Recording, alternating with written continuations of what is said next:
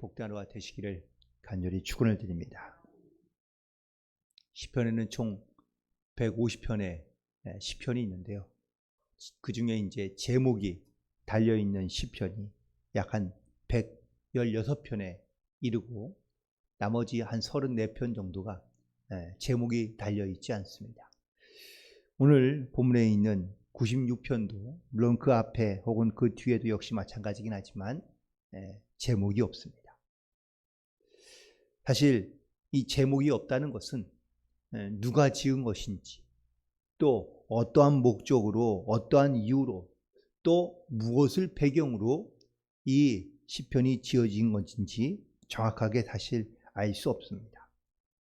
그런데 오늘 본문에 있는 말씀 가운데 그래도 그 배경과 혹은 누가 지었는지를 가늠할 수 있는 근거가 두어 가지 정도 있는데, 첫 번째, 바로 다른 성경의 내용과 일치되고 있는 부분이 등장하고 있다는 사실입니다.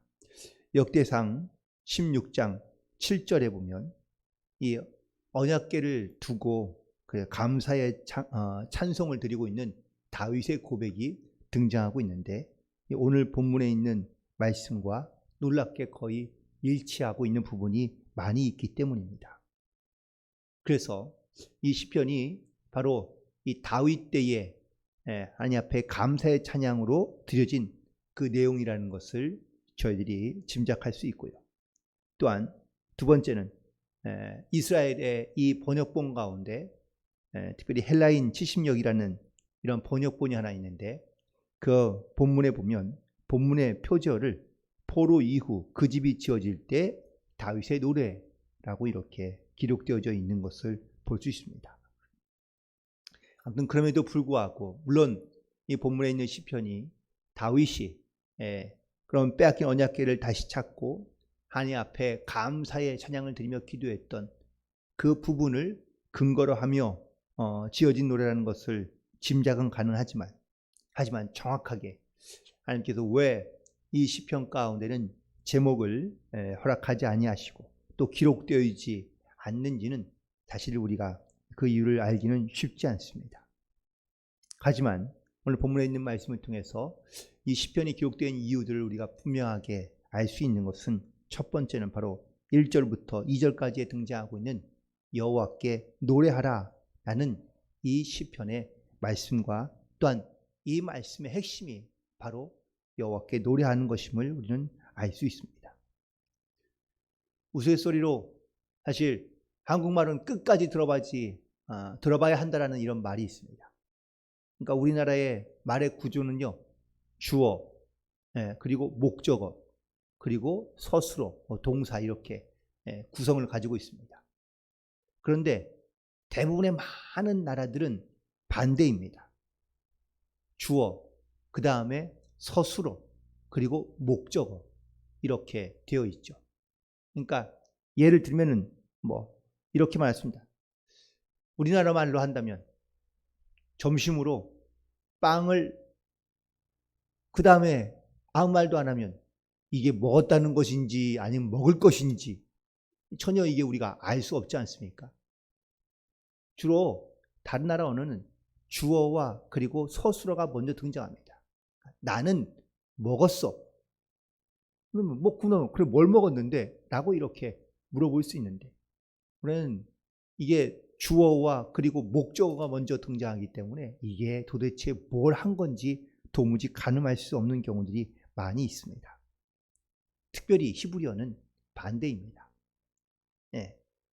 동사가 먼저 등장하고 그 다음에 주어 그리고 목적어가 나오는데, 주로 다 나오기도 하지만 중간에 이 주어가 빠지는 경우들이 종종 있습니다.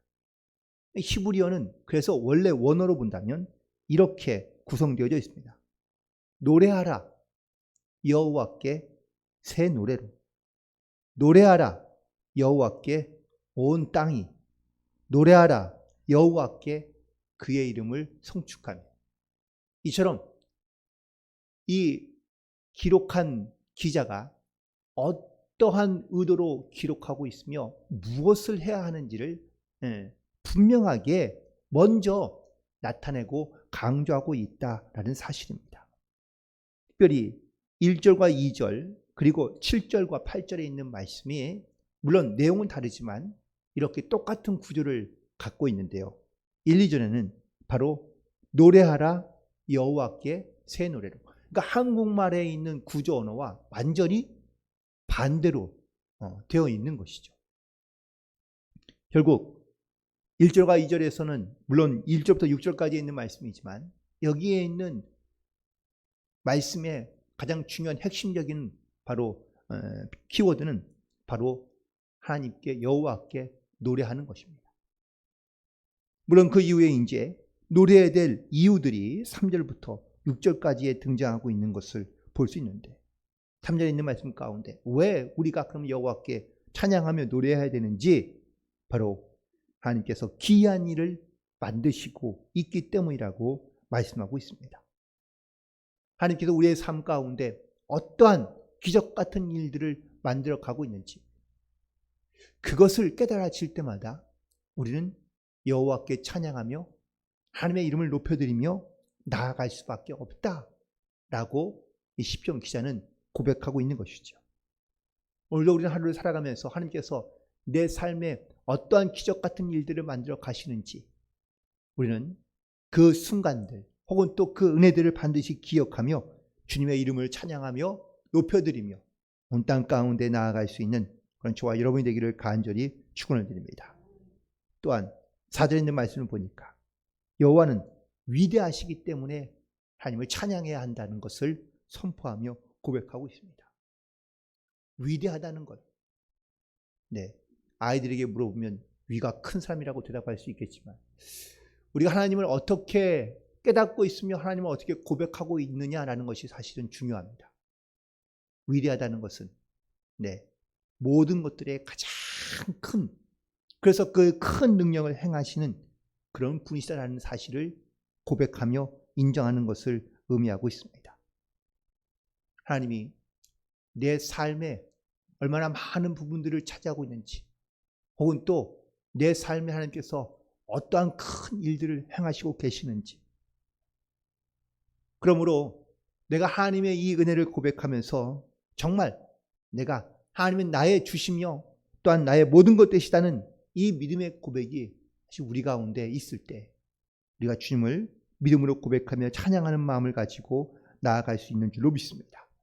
그리고 세 번째는 5절에 보니까 바로 하늘을 지으신 또한 유일한 그런 창조주이심을 우리 가운데 선포하며 고백하고 있는 것을 볼 수 있고요. 또 6절에 있는 말씀을 보니까 성소에 그의 능력과 아름다움이 성소에 있다고 고백하고 있는 것을 알 수 있습니다. 시편 기자인 오늘 본문에 있는 기자는 자기의 삶에서 하나님이 나에게 어떠한 존재인지를 분명하게 선포하고 고백하고 있습니다.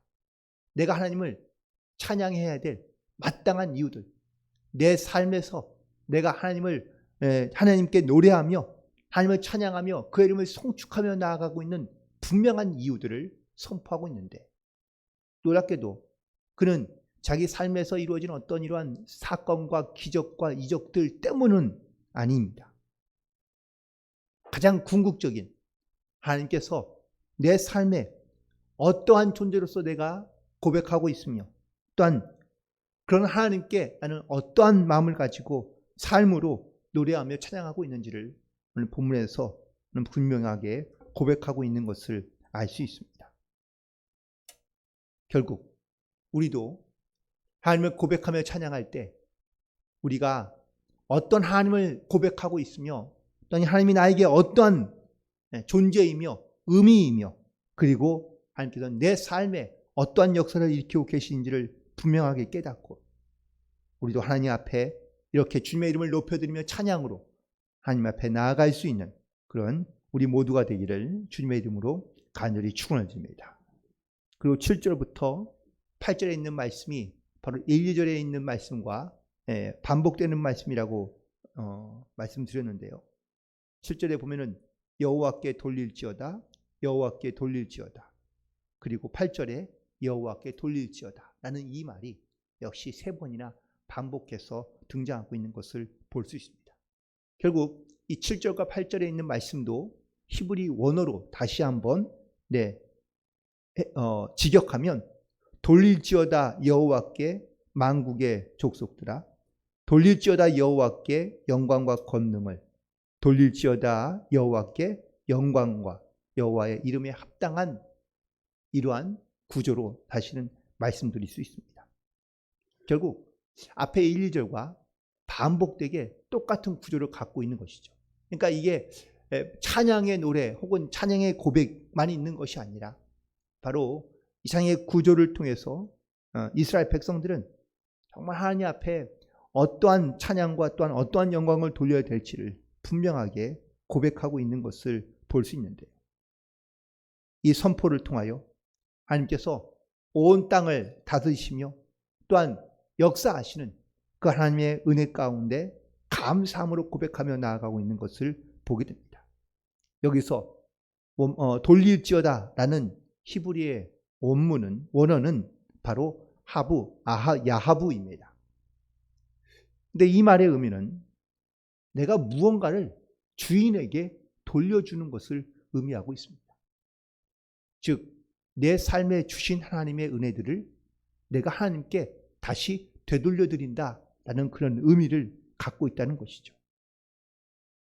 우리가 하나님께 다시 되돌려야 할 것이 과연 무엇이 있는가? 하나님께 나에게 주신 은혜들을 깨달아 알며 또한 그 은혜가 바로 하나님으로부터 온 것임을 분명하게 아는 자들이 하나님께 나아갈 때 자기에게 주신 그 은혜의 증거들을 가지고 하나님께 다시 되돌려드린다라는 의미로 이 말씀을 사용하고 있는 것을 볼 수 있습니다.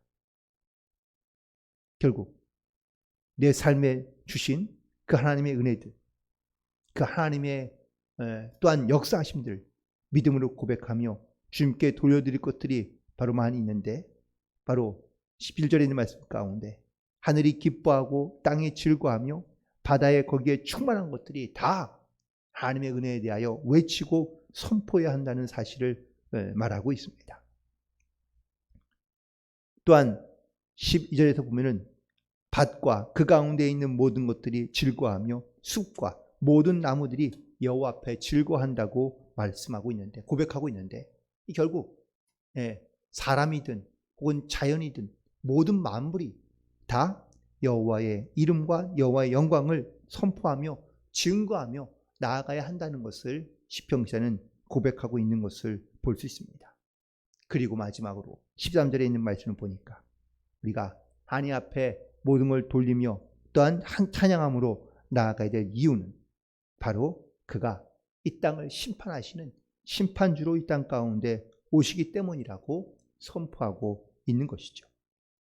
하나님은 그냥 막연히 혹은 또 인생을 살아가는 이 피조 세계에 그냥 가만히 팔짱 끼고 보시는 하나님이 아니라, 하나님이 때가 되면 또한 때가 이르면 하나님의 심판과 또한 하나님의 그 능력의 권능이 온 땅 가운데 반드시 임하게 된다는 사실을 증거하고 있는 것을 보게 됩니다.